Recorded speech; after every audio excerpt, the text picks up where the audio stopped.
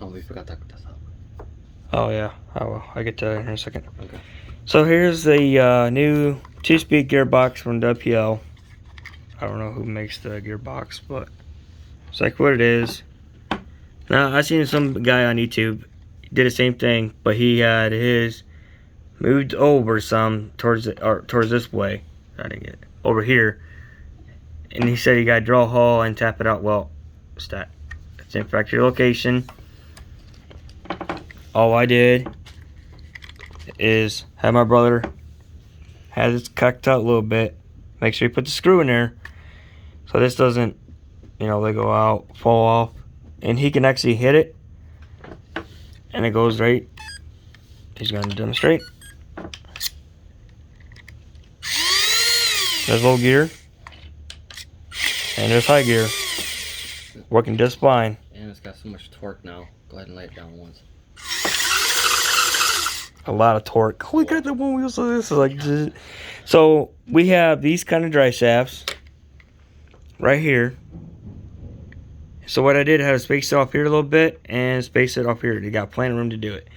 You can run these drive shafts, but I got another set of drive shafts coming that later on say he wants to put them on, he can do it.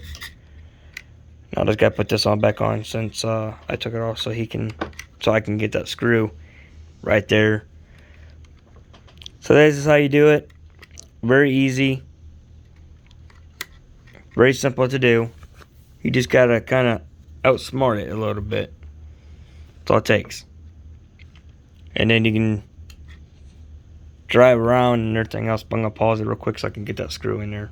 So what I'm gonna recommend doing is make sure you got these nice and tight. Not too tight where the set screw doesn't snap, because then you're screwed if it does. So what I'm going to do to help him out, I bought this myself for my what? I didn't know that was bent.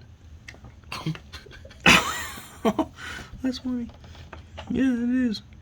So I bought it for my B1, but my B1, since it's got that straight frame, it makes the front drive shaft cocked in the air, and it has like a rough rotation.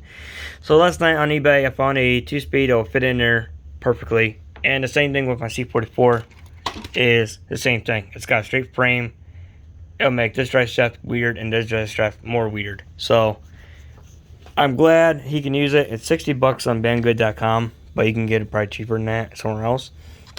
But what I recommend doing is doing one set of screws, like get them all set, and then take them out, put a little bit of Loctite in it, and tighten it back up one at a time. That way you don't lose your position doing all four. And then I'm going to do the same thing here with his drive shafts. I'm going to put Loctite, take them out, put the Loctite in it, so the set screw doesn't loose, and then he'll be spinning his drive shaft or loosen it. So we're going to go from there. Thanks for watching.